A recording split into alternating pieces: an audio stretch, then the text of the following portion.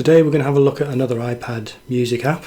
Well, I suppose not a music app strictly speaking at all, it's a sound processing app, and it's called Fieldscaper. And Fieldscaper is one of a collection of three related apps: Fieldscaper, Soundscaper and Synthscaper, from a developer called Igor Vasiliev. I don't have the other two apps, but they have a very similar look and feel, and I think there's considerable crossover, not least of which is the slightly unorthodox user interface. This is not an intuitive application, by the way. If you buy this and dive in, it's kind of frustrating because it's not immediately obvious what you can do with it and how you can do it. This app came to my attention just accidentally, really. I've been looking at creating sounds with digital simulations of analog synthesizers, and so I guess I've been a little bit of a snob. I heard about this app and noticed that it was based on manipulating sampled sounds, and I didn't think that was very interesting. And then of course I saw a demo video of it on YouTube, and I was thinking, my god, this is weird, you can do all sorts of strange things with this. So I bought the app and I've been playing, and so I'm going to try and go through the main features today. So that said, what can you do with this app? Well, essentially you need a source of sound, which is going to be a recorded sound of some form. There's a couple of ways you can do that. The ways I'll look at today are: you can record directly into the app, either through the iPad. There's a microphone built into your iPad or your iPhone. I've got an external mic plugged in, so I'm recording through that. So you can record that. If I just show you how you do that, there's a record button. You just press that, and it's now recording what I'm speaking into the microphone, and you should see a waveform starting to appear on the screen. If I press record again, that stops, and now we have that waveform displayed. And then you can just begin to mangle that that sound straight away. What you might want to do first is, if you go to the menu, the menu for this sound wave itself, and that pops up a number of options. You can click normalize, and I'll just click OK with that. If you've got a quiet sound, that will help you maximize the I don't know what you call that, dynamic range. And then you can do things. I'll just give you a preview of this. This is well, I won't give you a preview. Let's do this methodically. So that's one way of doing it. The other thing you can do is you can import a sound that you've recorded elsewhere in anything else. And if you click on near the top left, where currently the words record and then a number appear, if you click on that, you get a menu, and you can see we've got various options for getting sounds into this application. We can go to Dropbox. These are organized by groups or by dates of capture. Groups is quite handy. If you look at that, I've got a bunch of groups of sounds that I've previously recorded. I found just, the way you do this for any app is pretty much this. I mean, we're hampered by Apple's bizarre, restrictive ways of handling files. This does work in the Files application on iOS 11. So anyway, you by hook or by crook, you can get the files from your other apps into here, and you can select them. If I select one and click Set OSC. OSC stands for Oscillator. This is probably a good time to talk about what that means. In fact, I'll do that in a second. Let's just finish what I was trying to say. So that's two ways to get the sounds in. The third way, there is a mode called Looper mode, which you can select by, if you look at the top right of the iPad screen there, you press the word Looper. If I press that, we get a different display. Now this is just an example of the kind of weird user interface. This is not an intuitive user interface. This is a criticism I have of this application. It's not immediately clear how to get back to where we were. Now I happen to know that if you press the word Scaper, which is in about the same position as the word Looper was, that goes back to where we were. Now Looper mode is a live mode for basically using this as a live effect. I'm not going to cover that. Everything I cover in this video kind of applies to Looper mode as well in the basics, but if you just imagine it's working on a live stream rather than a recorded sound. So That said, coming back to the oscillators, if you look at the bottom of the screen, I should say, by the way, that this user interface changes if you put this from landscape mode into portrait mode. It's tempting to show you. I'll show you that. I'm not sure how this will work on the video. So if you see, most notably, that 3 oscillator display has collapsed into one display. If I put it back, you should see we've got 3 oscillators back. Now, that's obviously a concession to running this on a phone. I should say this is a universal app. It runs on my iPhone 5 SE fine.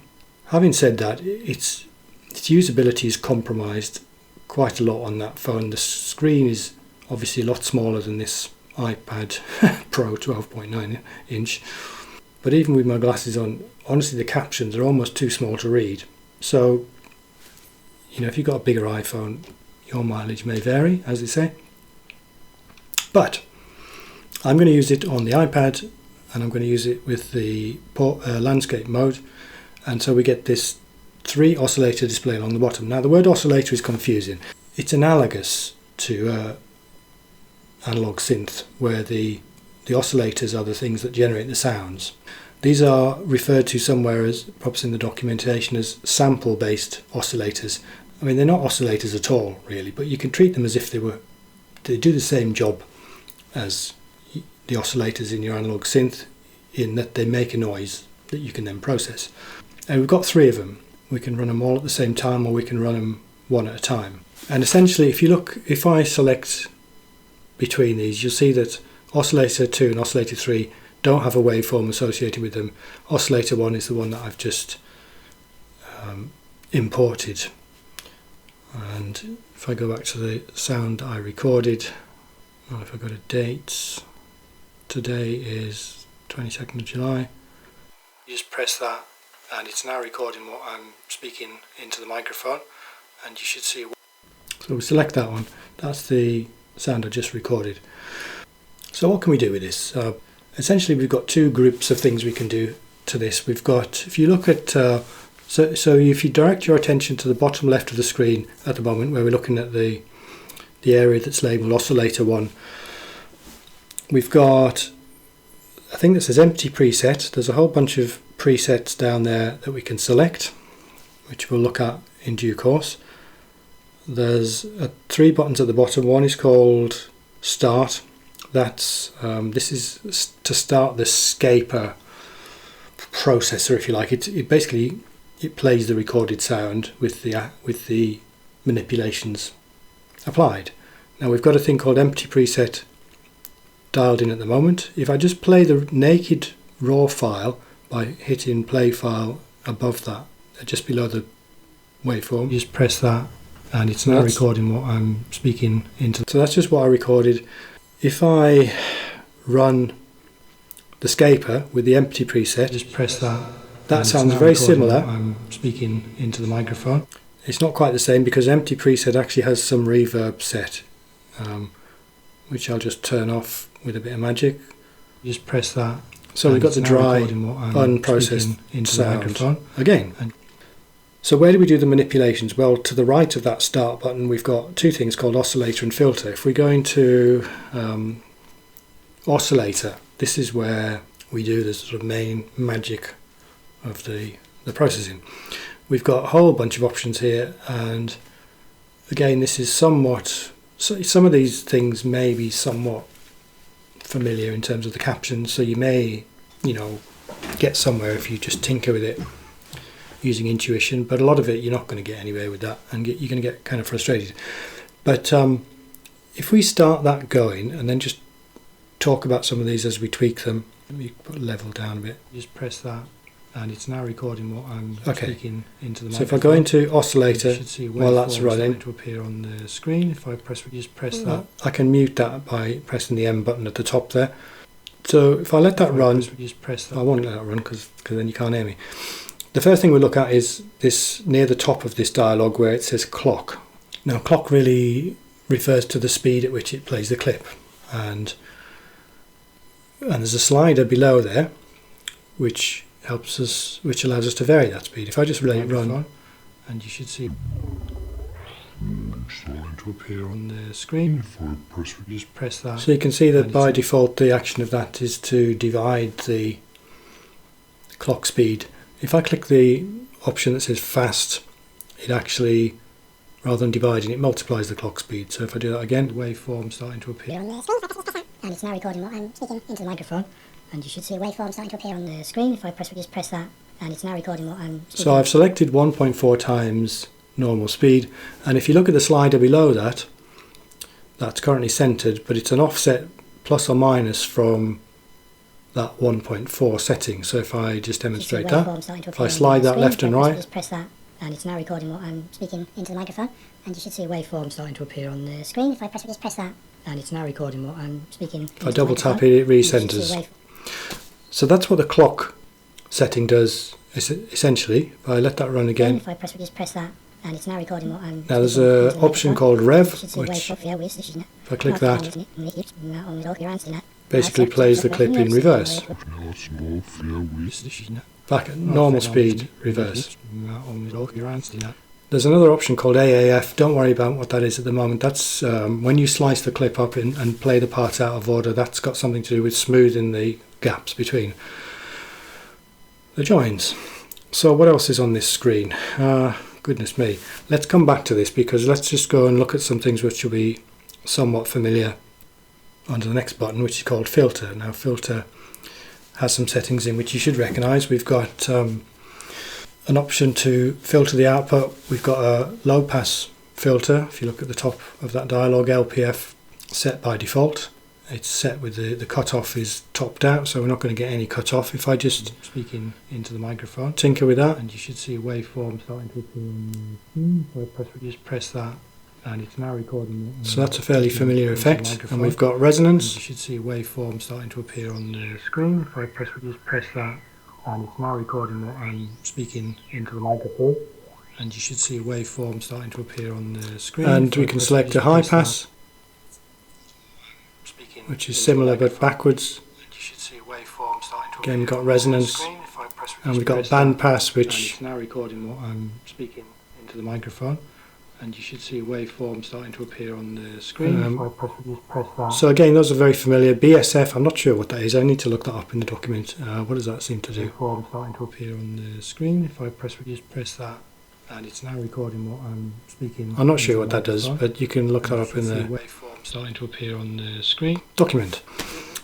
Below that we've got something else which should be familiar. We've got a delay. I'll just turn off the low pass filter for now. Delay, we have to select that on by selecting a range for the delay time slider. So if I just let this run, if I choose 2 seconds, that means that into the microphone. That means that the slider immediately below that runs from half a second all the way up to 2 seconds for the delay. So if we should see a waveform starting to appear, and we need to set the feedback to something. Press that, and it's now recording. So it's just under a second delay, and you should see a waveform starting to appear on the screen. If I press that, and it's now recording what I'm speaking. And feedback is a parameter which you'll be familiar with on the screen. If I press, which is essentially the number of repeats before it starts to tail off. So you can do all sorts of things with this. If we set the delay time to be very... I'll talk before I demonstrate. If we set the delay to very small and the feedback to very high, if we select 0.5 seconds, which means the delay goes from half a second all the way down to, what's that, 0.004, we can get very weird... Waveform starting to appear on the screen.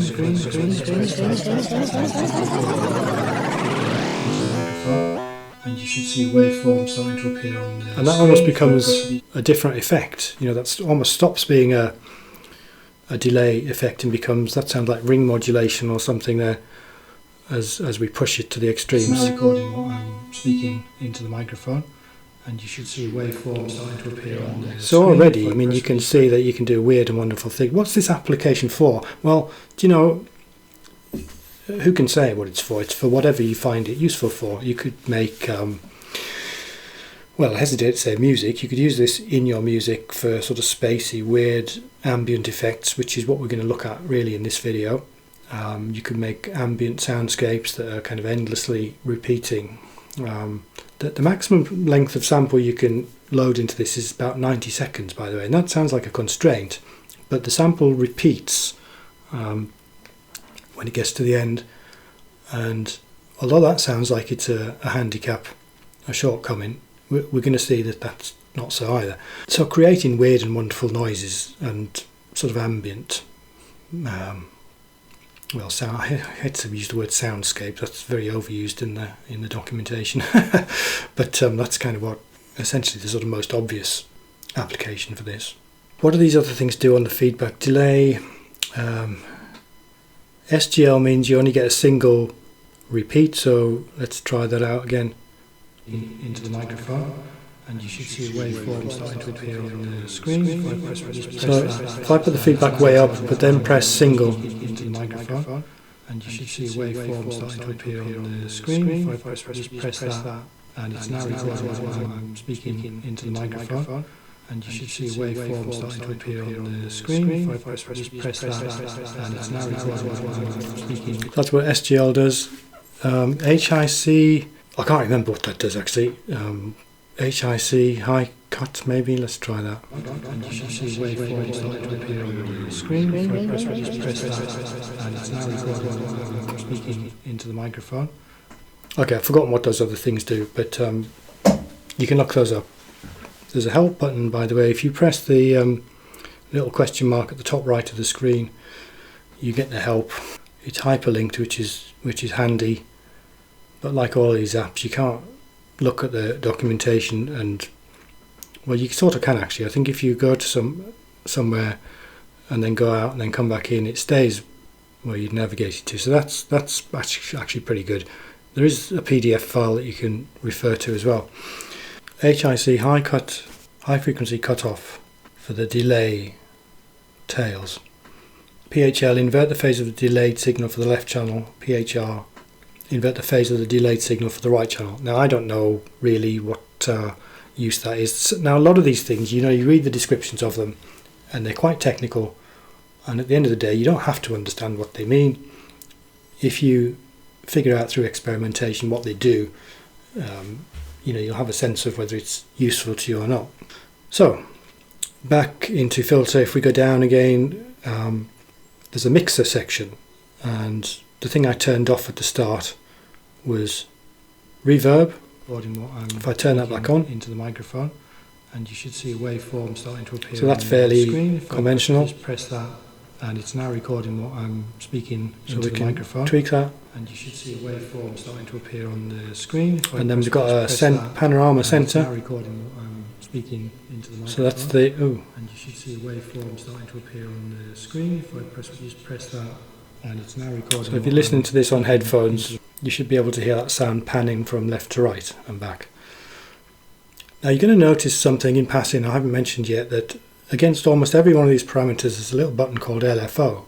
LFO is low frequency oscillator, and what that means is that almost every one of these things you can set dynamically. So taking that panorama as an example, if we click the LFO setting there, now this is a whole new screen.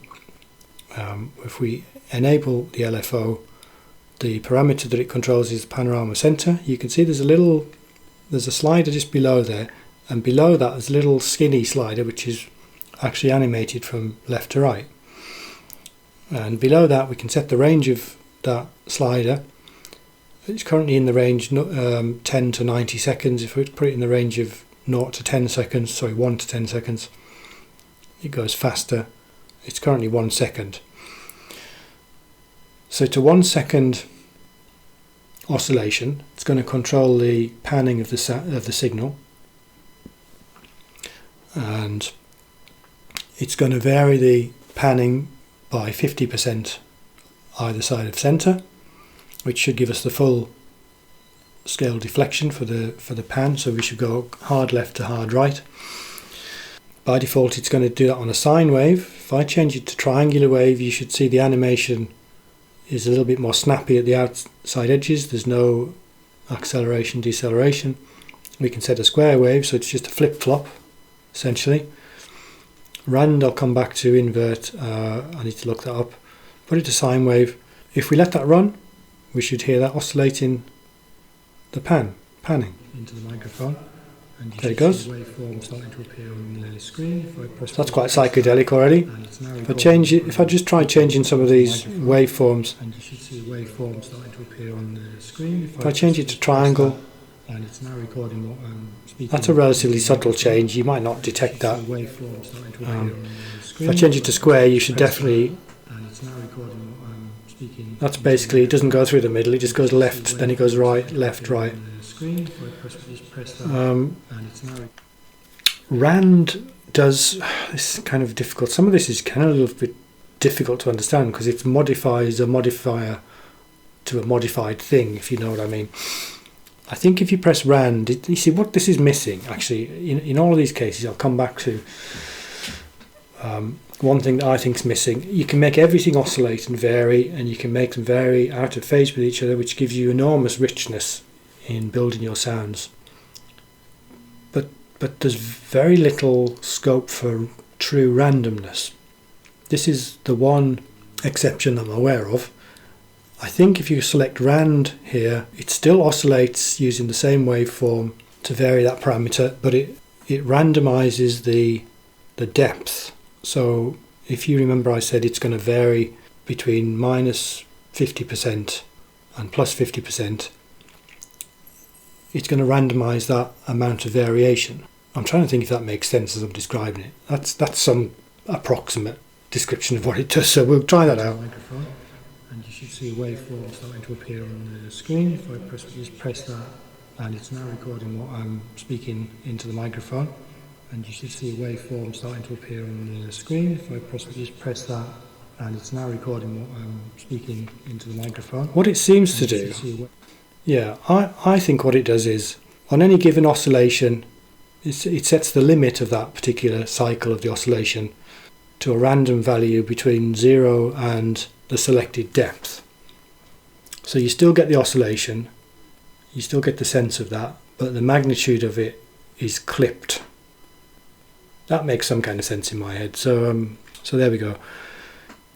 So at the bottom of the screen we've got a section called Effect. What this is going to do is it's going to allow us to, that you can actually hook up, if you, it's kind of difficult to do this methodically. If we go back to the main display where Oscillator 1, and then look at this, the section for Oscillator 1, you notice there's a slider called Level, which is if I just let that, unmute that, that's just the output here on the screen, volume of that slider. But there's another slider called Main Effect, which you can go plus and minus. So what you're going to find is as you go through, almost every manipulation or effect that you set, you can designate as a main effect. And what that means is if you designate it as such, when you manipulate that slider on the main oscillator control panel, it will vary that linked effect according to the setting of that slider. And because you can set more than one of those as main effect, you could set everything that you've changed to well, maybe there's a maximum, I don't know. But all the ones that you designate as main effects will be varied in parallel. So that's kind of helpful, and this is where you set that, or one of the ways in which you set that. This is for the LFO for the panorama center effect. So if we go down here, we enable this effect by deciding whether we want to link the parameter depth or the parameter, what's the difference between parameter value range, parameter depth. Again, the subtlety sometimes between different settings, you know, is such that it's not intuitive. But if I just set that to param for now and then come out of there, you'll notice that if you've got a keen eye, but we're looking at the bottom of this dialog now, next to the LFO button, which is now illuminated, we also have a little light that says MF, which stands for main effect. So we should be able to vary that panning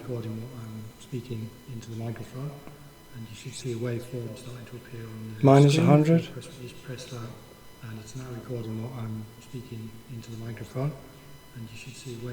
Well, that is varying it. It's not varying it with startling obviousness. If I go back into that LFO, mute that. That's because the value range is set to plus or minus 50. If I put that to 100, we're busking a bit here. And try that again on mute. So we've got left, right. If we've got full left on the main effect.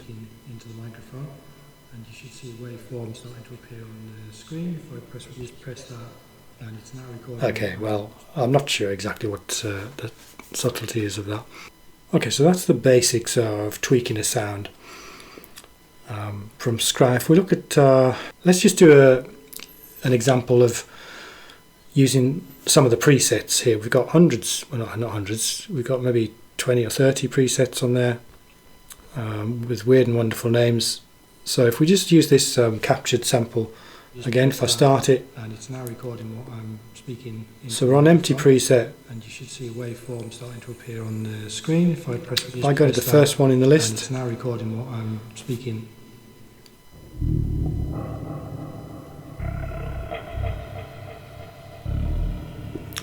Now, the first thing you're going to notice there is that's not at all obvious what the source, or even what kind of source sound that was.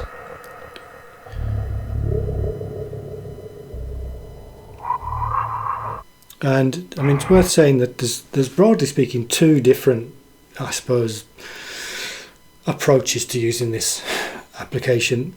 You can take a sound that you like, but that you want to process, lightly or heavily, but you want it to still be recognizably the same sound. So I guess music is an example of that, or speech. And the other approach you can take is you just want some, bizarre or weird ambient sound, and it doesn't matter if the original source sound is recognizable. And you can go from there, and you can literally take any sound. I mean, that was just that we could do masses of things with just that brief spoken phrase, as you'll see. I mean, I'll just do a few more examples. So that's we'll look at how some of these presets work in a while, but that's a thing called broken mirror, reflections, butterfly effect.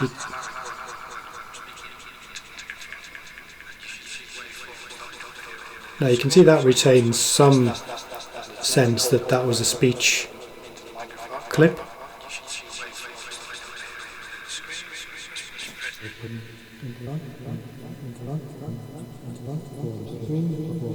Again, that one is somewhat recognisable, although you can't, if this was a recitation, you wouldn't be able to follow the... Here's a more subtle one. Just press that, and it's now recording what I'm speaking into the microphone. And you should see a waveform starting to appear on the screen. If I just press that. So that's got a bit of filtering on. It's clearly got some delay in there, and other things. What else? Now some of these, let me see. Here's one with some distortion. Speaking into the microphone, and you should see a waveform starting to appear on the screen. If I just press that, and it's now recording what I'm speaking into the microphone, and you should see a waveform starting to appear on the screen. If I just press that, and it's now recording what I'm just varying that main effect slider, and you should see a waveform starting to appear on the screen. And you see that's actually changing the level, changing the final effect by varying those linked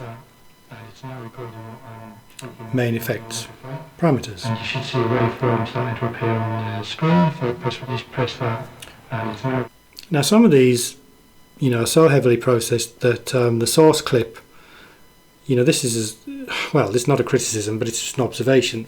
This one called Lights in the Sky. It sounds good when you first try it out. A very analog synthy sound to it.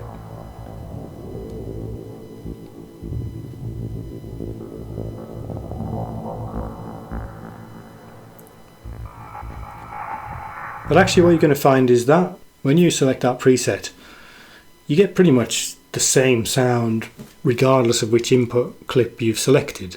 If I just select a different one,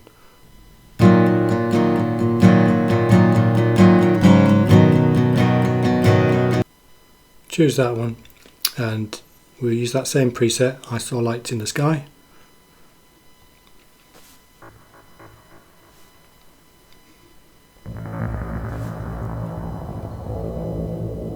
So again, pretty much the same texture as we got with that other clip.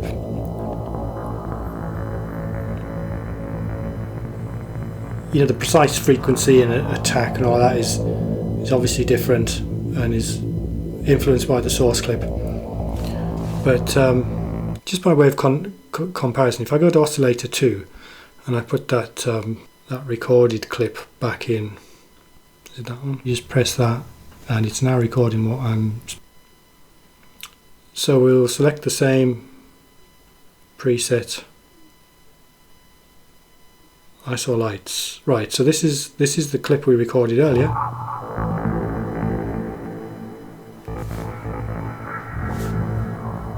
And this is the music clip. Hang on a minute, that's got I just want to. Yeah, here's another hint actually. If you got, you can edit this clip. There's a lot of editing. All these controls at the top are for zooming in and out, for trimming. If you click the menu to the top right of that clip, you've got trim, split, cuts, copy, paste, and so on. So I'm not really going to cover those here, but what you can do is when you load it in, usually there's a head where there's no sound at all. Before you start doing the thing that you're going to record, you can just move the cursor to there and click in, and now it will start from there. So that's the music. Coming back to the plot, that's the music clip. And then if we play the speech clip using the same preset, you know, the volume is higher and the cadence is different, but it's the same, essentially the same sound. So actually that preset, as it comes out of the box, it's got limited use, but you'll soon see, you know, if you go into the oscillator setup and the filter setup for a particular preset, you can see what's been set up and you can vary those things, and you can make your own variation. So let's take some time out just for some instant gratification before we move on. Let's choose a different source sound. Let's choose some guitar music. And we'll so that's the untainted sound. If we just use the same preset that we had set up there.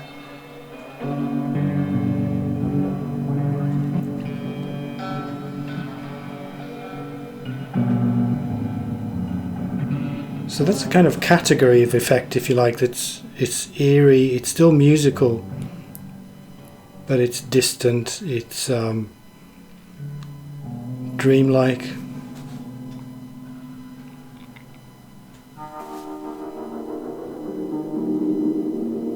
That's less musical, whilst still being clearly derived from a somewhat musical source.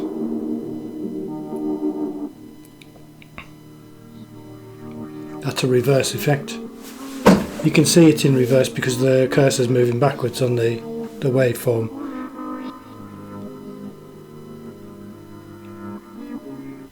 So that's that. Let's just choose one more.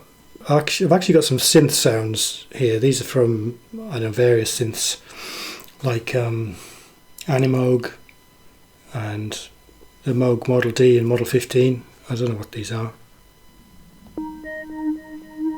That's a good one. So we'll stick that in.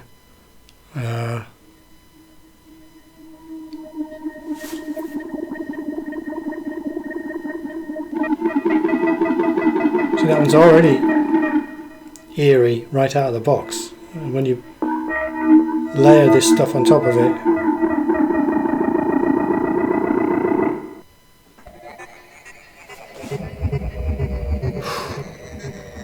that's freaky.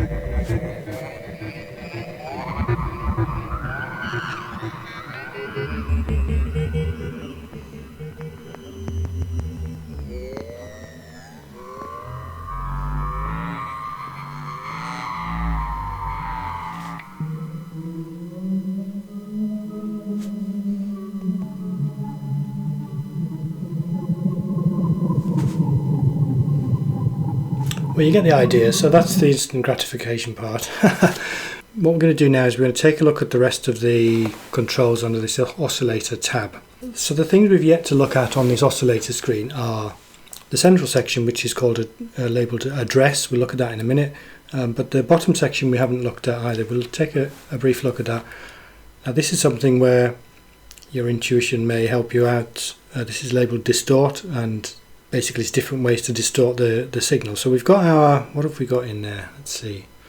Just press that and it's now recording what I'm... So we'll turn off the reverb so we just get that dry. Just press that recorded signal. Just press that and it's now recording what I'm... And we mute it. So the first thing to do is we'll listen to that without any effects on. See a waveform starting to appear on the screen. Now the first thing is this button labelled lo-fi, and according to the manual that I think that reduces the bit depth of the sample, so we get a loss. Well, I mean, a loss of quality is one way of putting it, but a sort of roughness, which is another way of putting it. If we try and listen to that, recording what I'm speaking into the microphone. Just press that and it's now recording what I'm speaking into the microphone, and you should see a waveform starting to appear on the screen. If I just press that, and it seems like this speaking into the microphone depth slider. You should see a waveform starting to appear on the screen. If I just press that, and it's now recording what I'm speaking into the microphone. I'm not sure about this, but it seems like the depth slider, I don't think that actually controls the depth of the effect. I think that's if you consider that that's a preamp, that seems to be increasing the preamp signal, and so it will have an effect on these other things. The dig, I think that, again from the description I read, further reduces the bit depth.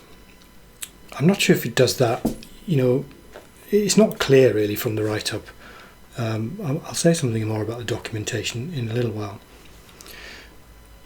But it's not really clear whether that strictly reduces the bit depth further, or whether it just does something else that makes it sound more digital, is what it says in the manual. So if we listen to that, and you should see a waveform starting to appear on the screen. If I just press that, and it's now recording what I'm speaking into the microphone, and you should see a waveform. And then finally OVR, well not finally, next OVR is an overdrive, so we should hear that. It'll get louder, but it should get more distorted. You should see a waveform starting to appear on the screen. If I just press that, and it's now recording what I'm speaking into the microphone, and you should see a waveform starting to appear on the screen. If I just press that, and it's now recording what I'm... So those things are adding together. The microphone. Then we've got some noise. Waveform starting to appear. Sorry, I think I'm overdriving my own microphone there. Trying to shout over that cacophony. NOS stands for noise, so if we try and add that in the screen, if I just press that, and it's now recording what I'm speaking into the microphone, and you should see a waveform starting. That's actually not a very obvious effect with this source material. It does say in the manual that certain of these effects, and in particular it says it's about noise, are more noticeable for certain kinds of... I think it says if the clock speed is divided, so you're running the sample slower, the noise is more obvious. I mean, we could try that, I guess, if we put the clock speed down too. Let's turn off everything except, well, lo-fi and noise. I'm speaking into the microphone. The clock's down to 2, half speed.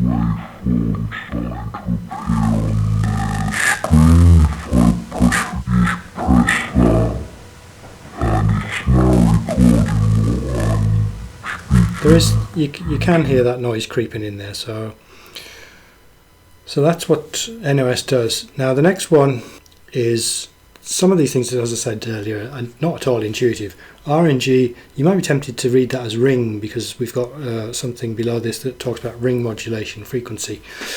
Now the ring modulation is present, it's controlled entirely by that next line down. RNG stands for range, and the range, this is an overloaded control, as are the sliders, well, as is the slider below it.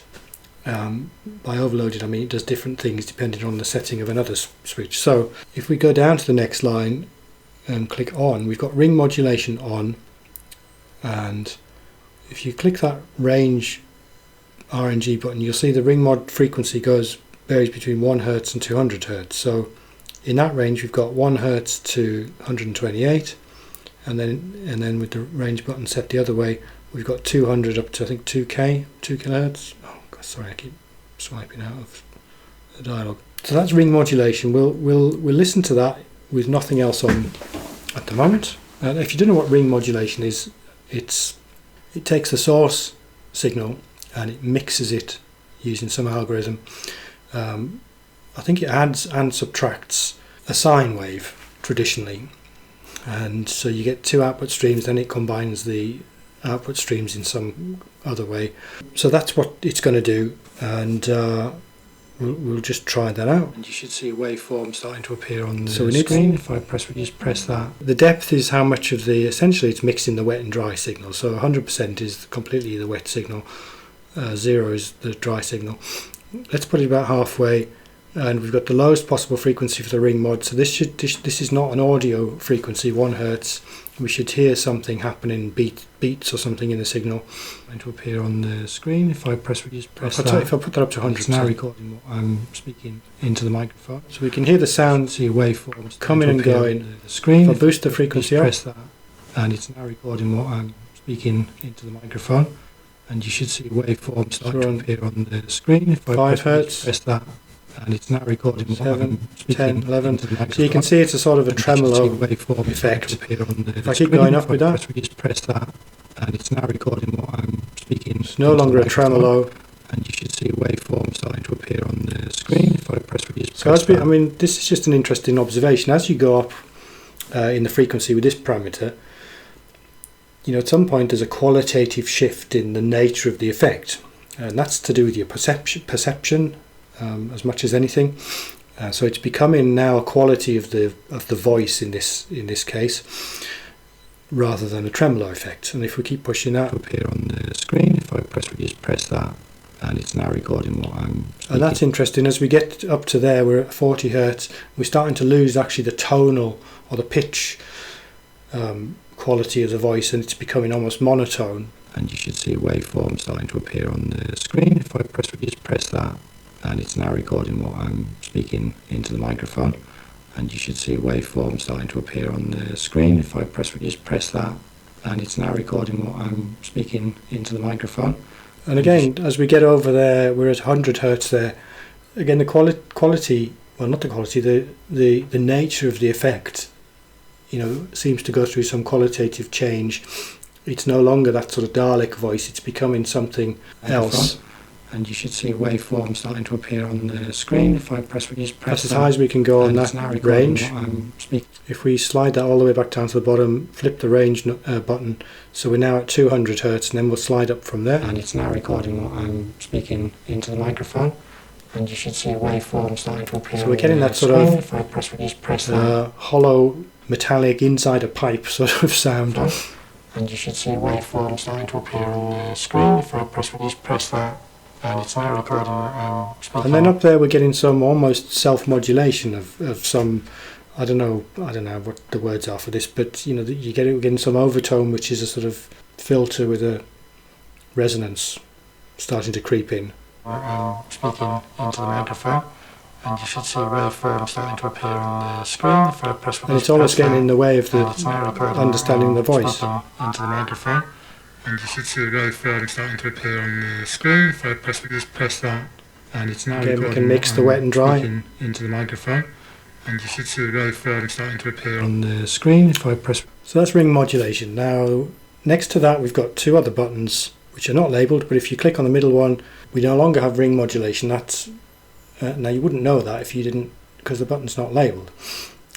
So there's that's a user interface, it's questionable feature of a user interface, if you like. But anyway, that slider now becomes a flanger control, and the range button does a different job. If you click that, it goes from flanger fast to flanger slow. If we leave it on fast, we'll see what that screen. Like. If I just press that, and it's now recording what I'm speaking into the microphone, and you should see a waveform starting to appear on the screen. I've switched the on off, so we switch that back on. Speaking, so we can hear that. It's very obvious effect. You should see a waveform starting to appear on the screen. If I just press that, and it's now recording what I'm speaking into the microphone.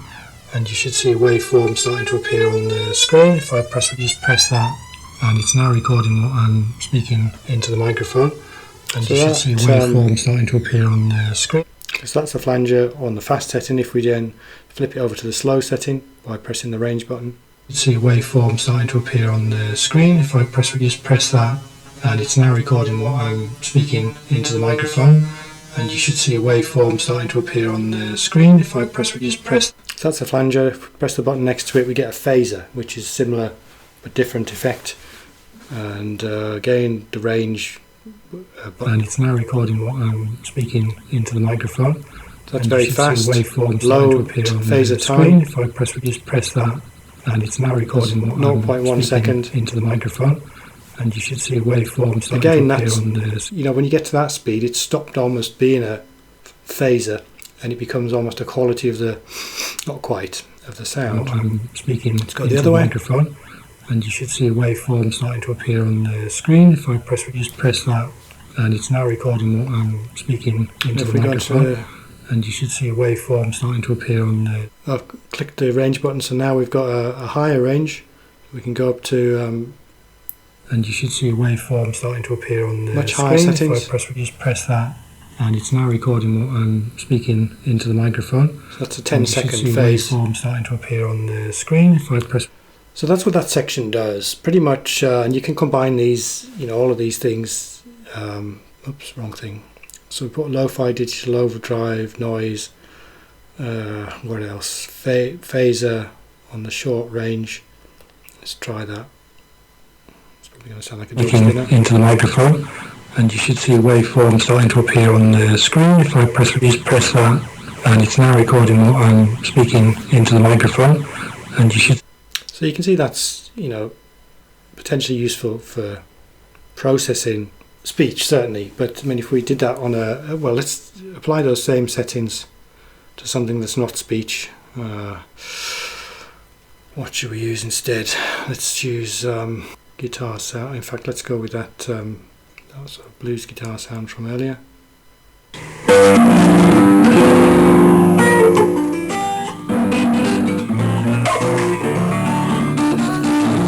So a very distorted, grungy guitar.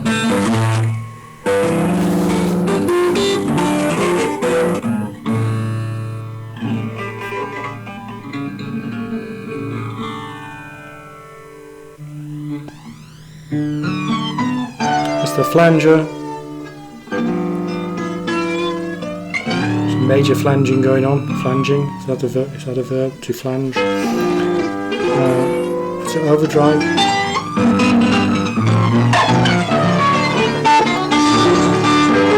It's too much. The one thing we didn't look at there under the ring modulation was I said that ring mod usually uses a sine wave. You can that try button. I won't show you this because it's very difficult to spot the difference. That uses a triangle wave instead of a sine wave to mix in for the ring modulation. So that's that part. So the last part of this oscillator dialog that we need to look at is the section labelled address. Now this is the least intuitive of all, and it's kind of mysterious. I mean, this is a point at which I'll say something about the documentation. This does come with, I showed you earlier, you can look up the manual here. If I just actually go to the top and bring up the part about oscillator controls and section on address, if we look at this, it says the most creative and unique way of changing the sample sound. Well, actually it doesn't say that. You know, it hasn't escaped my notice that this manual is obviously written by the author of the program, and it's equally obvious that his first language is not English. Now, there's no criticism intended there, and given that, it's actually a very good job. It's, you know, it's largely intelligible, if somewhat idiosyncratic in terms of its English. But actually, some of the subtleties are not addressed, and where they are addressed, they're you know, the subtlety of expression loses the meaning. So this, if you were to read that passage about the address, this says that this section of the oscillator dialog allows you to short the address lines. Now that's all it says. It doesn't say what that means. You can infer what that means from a couple of things. First of all, the following description, which I'll get to in a second, and secondly, it says somewhere that this application and this feature in particular kind of emulates a thing that you might read about called circuit bending, and that's really hacking typically low-tech electronic devices by basically soldering wires across various things and just seeing what it does to the sound output. It says somewhere that the app emulates a lo-fi sound processing chip. Now, it'd be nice if it told us which chip it was so we could go and read about it. And so in some sense it's trying to emulate that. Now again, coming back to the thing where it says shorting the address lines, and then it says by doing that you're interfering with shorting the lines leads to interruption of correct address counting and breaks the normal playback of the sample. Well, as a sort of vague overview kind of sense of what this set of functions does, that's fine. But it sounds very technical, address lines. And then it goes on to say that there's actually the display here has 20 segments across, and it says those things represent a 20-bit address. Now, it's kind of difficult to know what that means. So that's part A. Part B is if you actually play with this, it doesn't seem to just interrupt in fact it doesn't primarily interrupt the sequence of playback. There is a function to do that. I'm jumping ahead here, but if you look to the right of this screen, the button labelled area, which I'm just switching on there and then off, there is a whole separate function which we'll get to in a minute. Again, it overloads what these controls do, depending on whether you have that area button on or one of the other buttons. But I think the best thing to do here is to play with this. Let's put our simple vocal sample back in, recorded. You just press that and so on, set that. Empty preset, you just press that and it's now recording what. Let's turn off reverb again. You just press that and it's now recording what I'm speaking into the microphone. Okay, let me just give you an overview before I enable it. Immediately below this line of yellow segments, you can only see one yellow segment there. There's a thing called mask select. It's not immediately below, 2 lines below. There's a thing called mask selector. If I just slide that along, that chooses between a set of predefined bitmaps, if you like, ranging from one extreme. We've got one of the 20 bits, if we call them bits, set, and at the other extreme we've got all the bits set. If we consider this to be an address of sorts, the setting of the buttons to the right of enable is just the thing I'm toggling on and off now, the setting of the buttons to the right of that, these are toggles, determine the function of those selected bits. I hope that makes sense. If we click the set one, it's now, do you know what, I'm not going to try to explain that in any detail because it's just going to come out garbled. You can read about this, but the important thing is to play with this. Just in passing, these masks, it doesn't look like there's any real logic to the progression there. There may be masks that have just been determined empirically to be useful or interesting. It would be nice if you could dial in your own mask there, but you can't seem to do that. So let's set the playback going, click enable, we'll click set one, and then we'll just change that mask and see what happens to the sound. On the screen, if I just press that, and it's now recording what I'm speaking into the microphone. So you see it's distorting in a different way. So it's distorting in a very electronic sound of, it's like a modem sound or a, if you're speaking into the microphone, put your phone next to the TV or something like that, we're getting that kind of cross chatter sound. Press that, keep going. And at some settings of this mask, the source, the nature of the source is completely lost. And then some settings will appear on the screen, comes back, you just press like a ring modulation sound, recording what I'm speaking.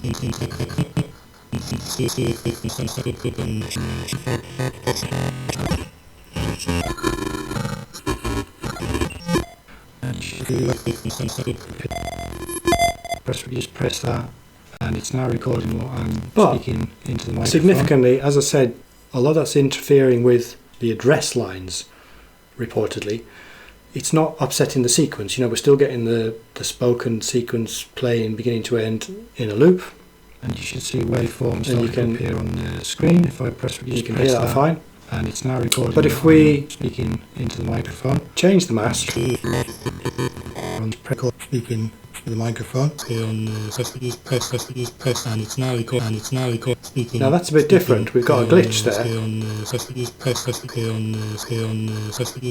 That is interrupting the order, and it's playing it out of sequence, or it's playing a small segment out of sequence. So it's difficult to know exactly what this is doing, and arguably you don't really have to. I suspect what it's doing is, if this is emulating the chip, this is interfering with just all the lines. So the chip will have address lines, I don't know, data, strobing lines, control signals. I'm saying this with a slight extra piece of knowledge, which is I've looked at the documentation for one of the companion apps called Soundscaper, and one of the control screens in there seems to have actually a schematic of a chip with all the lines visible, and I suspect that whatever emulation of whatever chip it is that's at the heart of Soundscaper is the same emulation that we've got here. So if we just keep going and see what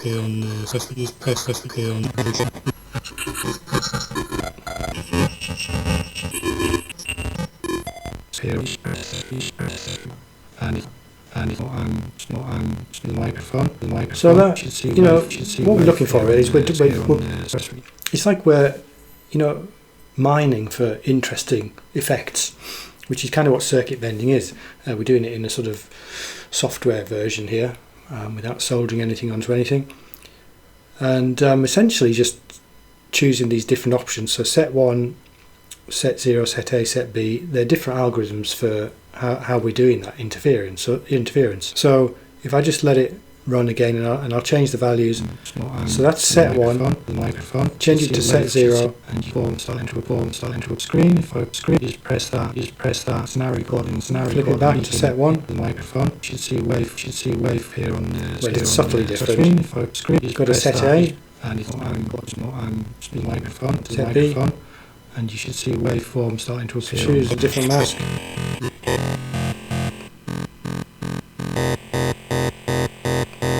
See, that's nice, that's kind of rhythmic. I'll change that to set A, set 0.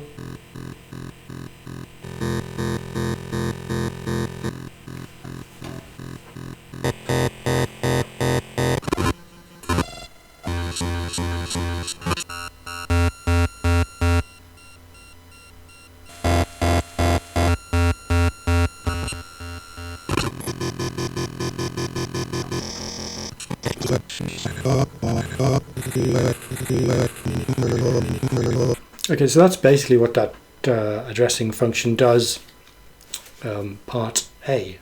We'll come to part B in a second. There's more finesse to that. You have a mask. As I say, we dial it in using this mask selector. We can't design our own masks, but we've got pretty good variety. But if we look at the slider below that, we've got a thing called mask shifter, and if you watch the display as I move this left and right, it actually shifts the mask left and right. So let's just try that and double tap to center it. So if I move that live,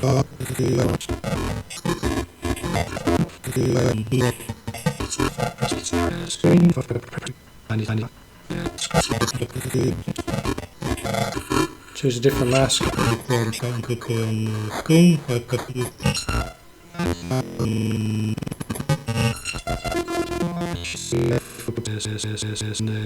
Press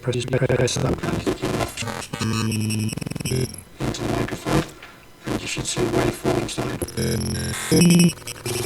And of course, the reason that's particularly useful is that, as we saw before, we've got an LFO that you can connect up to pretty much anything here. If we connect an LFO up to the mask shift, so we enable that.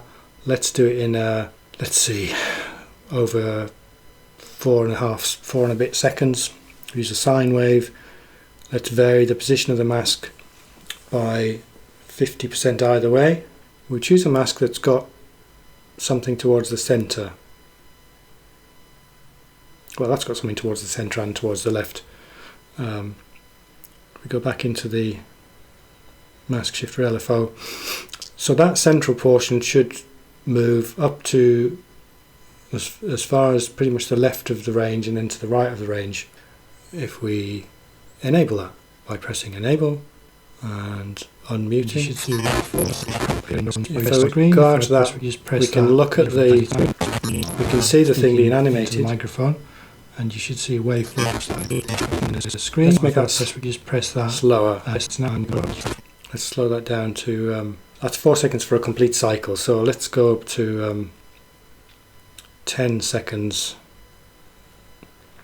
Even that's quite fast, but we'll try that. You see a waveform starting to appear on the screen. If I just press that, and it's green wave what I'm speaking. Let's choose a different mask. And you should see it to appear on the screen. If I just press that, and it's now recording what I'm speaking into the microphone. Appear on the screen. If I just press that, and it's now recording what I'm speaking into the microphone. And you should see in that screen now recording what I'm speaking into the microphone. Well, there you go. It's not a very good example. You should see a waveform starting to appear on the screen. If I just press that, and it's now recording what I'm. So that's what you can do with the addressing, and you know the important thing is obviously to you've got to match up the source material with the particular kind of glitching and processing and spatial effects that you select. And it really is, I said earlier that this was like mining. It's a vast, if you like, unexplored landscape of, undiscovered sounds. And there's so many parameters that, if you think about it too hard, it's overwhelming, the complexity that's attainable. But experimentation is the key. If we just do all that last sort of experiment with a different sound, instead of a spoken word, let's take this piece of guitar. Yeah, that's a good one. So if we listen to that. So that's just a basic, few guitar licks. If we go into the oscillator again, we can just start that. Go into the oscillator, address on. So we've got that mask set. The LFO is disabled. So we'll just listen to that. We'll try and get some nice glitching going.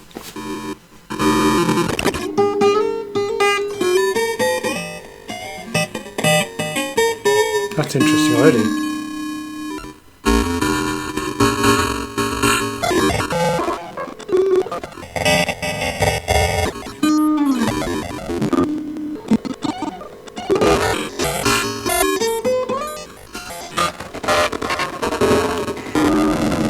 Let's set it there. We'll set the LFO to go 25% left and right on the mask. Shift. Enable.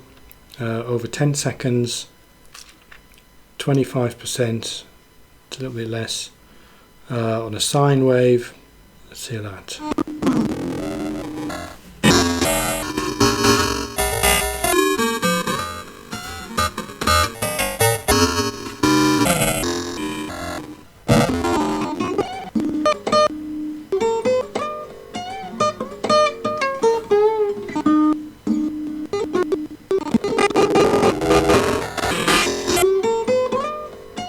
Okay, well look, it's not immediately obvious why that would be a pleasing sound, but again you have to go looking for this, and a lot of experimentation is required.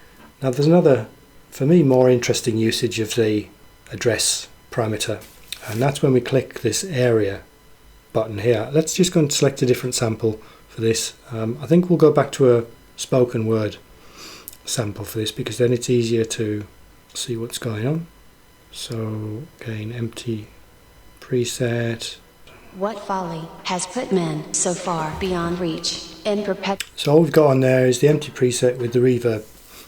If we go into What folly Oscillator, I'm going to click address, enable, and I'm going to click area, and we're going to keep the default mask, and then I'm going to shift it around and we can see what's going on.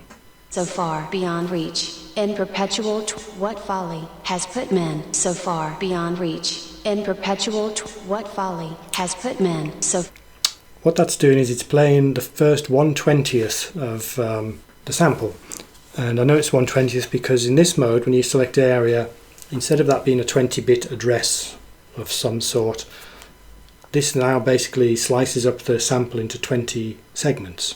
And the leftmost segment, when that's illuminated, it plays that segment. If you've got more than one segment illuminated, it'll play, so there it's going to play a 1/20th segment, and it's going to skip one, play that segment, skip one, play that segment, skip one.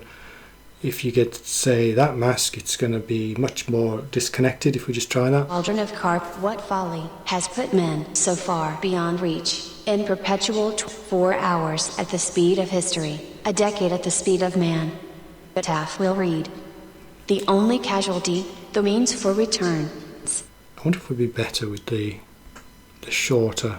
Let's try the one we recorded. Just press that today. I record on forms. Just press I record on forms. Just press I record on forms. Just press I record on forms. Just I record in what I'm speaking microphone. Just press. Just I record. Just press I record. Just press I record. Just press, and it's now recorded that. And it's now recorded that in what I'm microphone. Just press that, and it's now recording what I'm on. And you should see waves that on. Just press on for into here. I press. Just press I record into a press. Just press I record into a. Now what that allows you to do is, and if it's the basis of many of these presets, it basically chops up in a random, well not random, but randomish fashion the sample.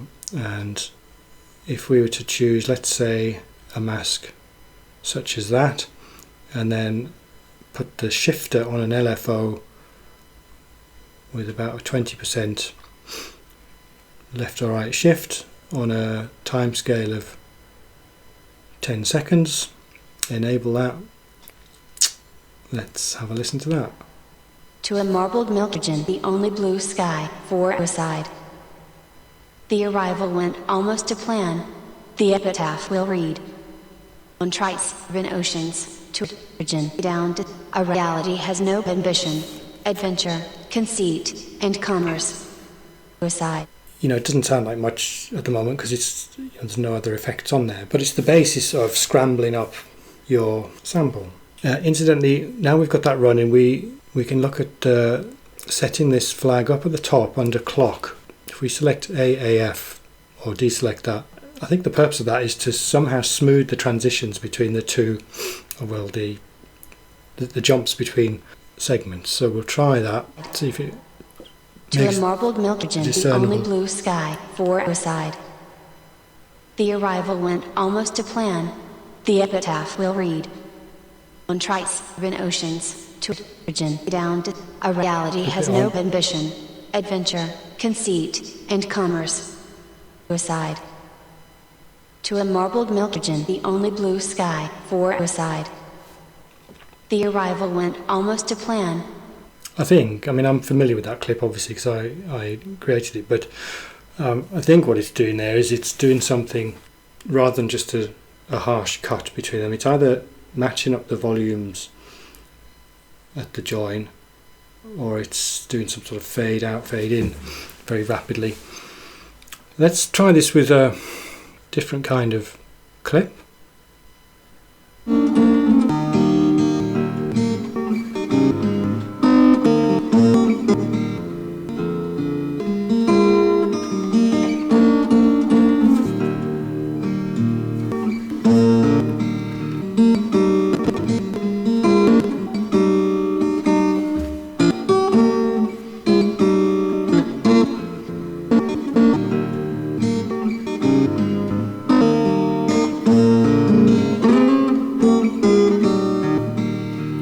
So that's,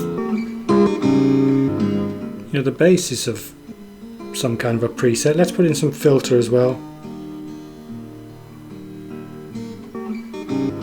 Got low pass.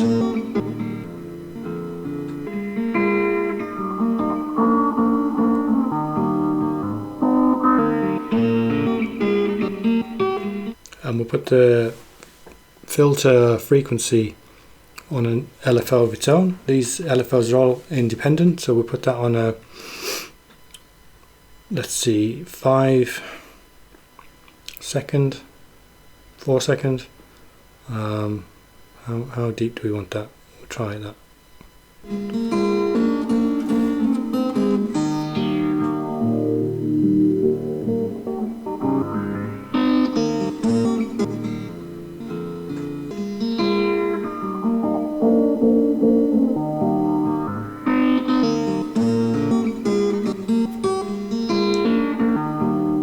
Don't want to overdo the resonance.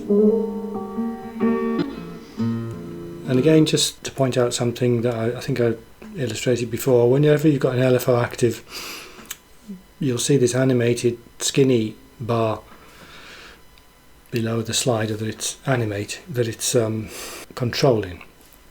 So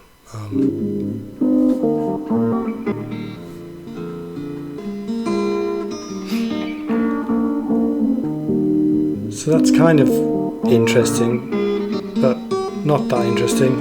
If we go back to Oscillator, we'll play with the clock. So it's gone a bit slower. If we animate that, we animate the offset with its own LFO and enable that. We'll let it go up and down by about 3%, 2.5%.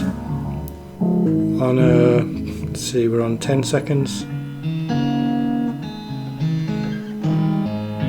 Don't like 10 seconds. Let's go on to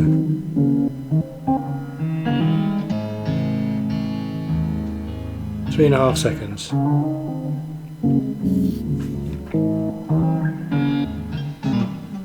2.5% is too much.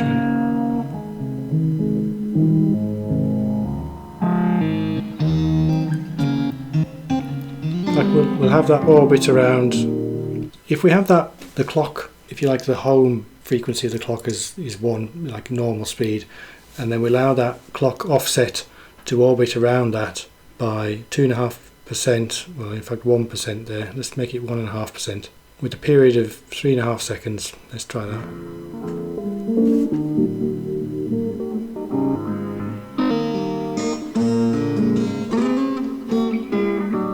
My guitar playing is not great. So let's put in some other things. We put in lo-fi, digital, or digits, ring mod.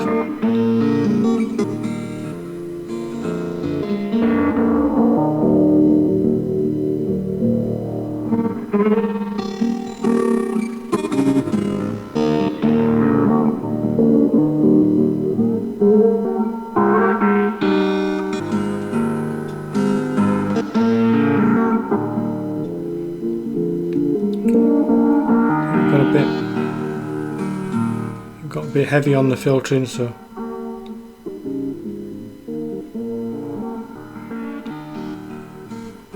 we'll vary that much less. And finally we'll put in reverse. And reverse is kind of interesting because it keeps that sort of musical quality, but of course it sounds, you know, familiar but not the same when it's played backwards, if that makes sense.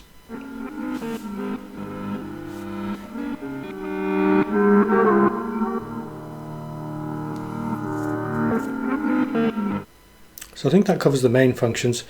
The one omission which, yeah, let's take a quick look at the last thing. This is new because there's an update less than a week ago came out for Fieldscaper, and it added this new, if you look at the oscillator section down here, we've now got a new line which is, I can't remember what the old one looked like now, but we've got this sequence SEQ and EQ, so we can add an equalizer, which I won't do anything other than just throw that up on the screen.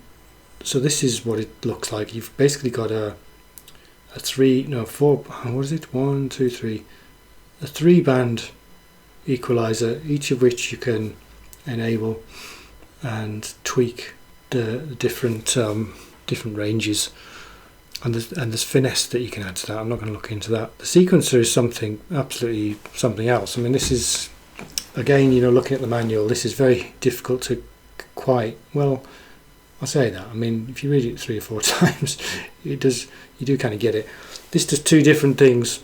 To get your head around this, you need a bit of a, if you're used to sequences with your synthesizer, driving your synthesizers, this isn't quite the same. This does 2 things independently, and you can have them both going or just one of them going. The first one, which is what you're looking at the top of this screen, is you've got 16 steps. We've got 4 steps selected there, and if we enable this, this is like a parameter sequence, if you like. It's not doesn't generate tones in sequence. It generates shifts in a selected parameter, and the parameters that you can select are, I mean, by default it's the oscillator clock. If we, for the purposes of demonstration, if I click this until we get something that's going to be obvious, filter resonance, filter delay, oh, panorama, mixer panorama, that's what I was looking for. So for each of these steps you can select the step. Let's, on the second step, we'll move that up. On the 4th step we'll move it down, and what that should do is, on the second step of 4 selected steps, it should pan the soundscape out to one side, and then on the 4th step it'll pan it to the other side. Let's try that. Enable, I have to go out, start the clip. What clip should we use? Let's stick with the same clip. In fact, let's go back to the empty preset. I have to go and set that up again. So that's what we're going to hear. It's centered at the minute. That's a mono, pretty much a mono signal. Mute that. Going to sequence. That should be it. So if you're listening to this on headphones, it's definitely wobbling.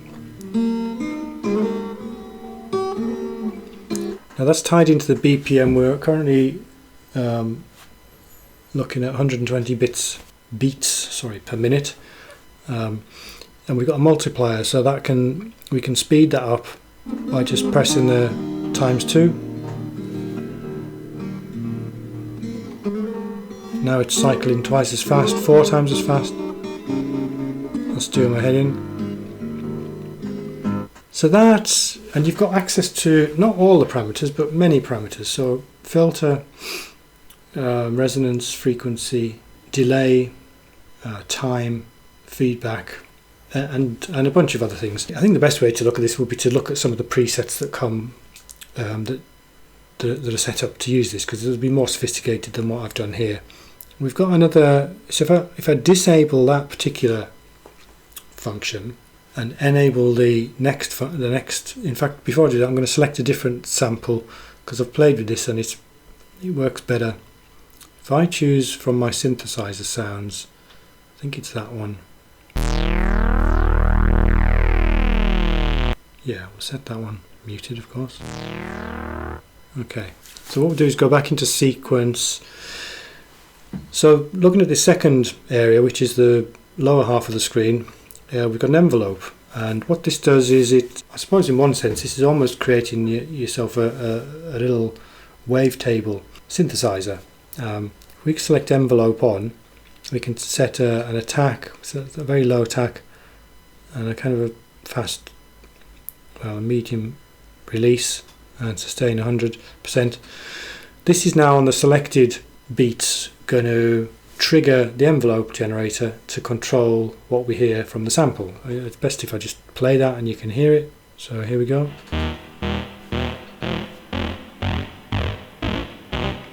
And I can change the release and the attack. I can change the decay, but that's unsustained, but that's subtle, we don't really. So 0 attack, short release, and again if I turn up the BPM multiplier,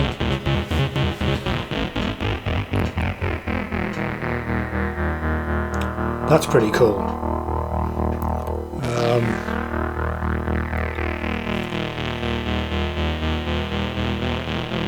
I'm gonna disable that for a second. I'm going to go into the filter, add some delay.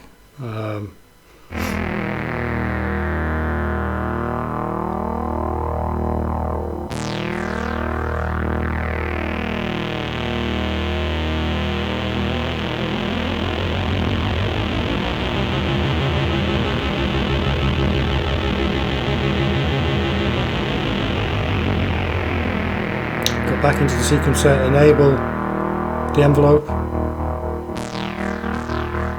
Now I'm going to click the DLY.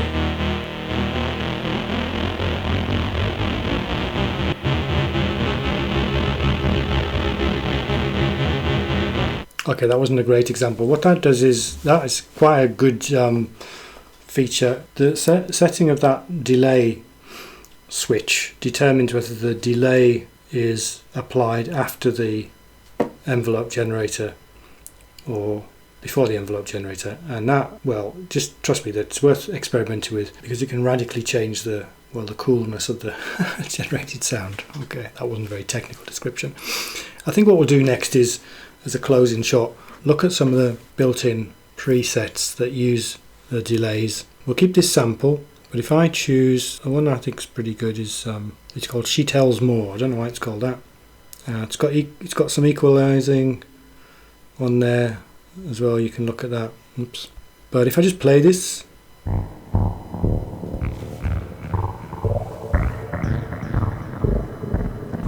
there's a lot of rhythm to it.